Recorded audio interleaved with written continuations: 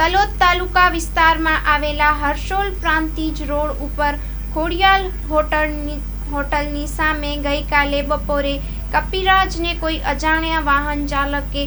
અડફેટે લેતા ઘાયલ થયેલા કપિરાજના સમાચાર જીવદયા પ્રેમી નારાયણભાઈ શર્માને મળ્યા હતા અને તાત્કાલિક સારવાર અર્થે વન વિભાગના ફોરેસ્ટશ્રીને જણાવવામાં આવ્યું હતું અને પ્રાથમિક સારવાર આપી અને પાંજરે પૂરી બીજા જાનવર પરેશાન ના કરી શકે તેવી વ્યવસ્થા ગોઠવવામાં આવેલ, પરંતુ વન વિભાગ પાસે પાંજરાની વ્યવસ્થા ગોઠવવામાં આવી ન હતી અને ભગવાન ભરોસે કપિરાજને બાજુમાં આવેલ ફેક્ટરી માલિકના કમ્પાઉન્ડ વોલમાં મૂકી આવેલ હતા, પરંતુ હનુમાનજી દાદાના અવતાર ધારણ કરેલ કપિરાજને વધુ પડતી ઈજાઓના લીધે આજ રોજ તારીખ 11 મે 2025ને રવિવારના રોજ સવારે 9 વાગે કપિરાજે અંતિમ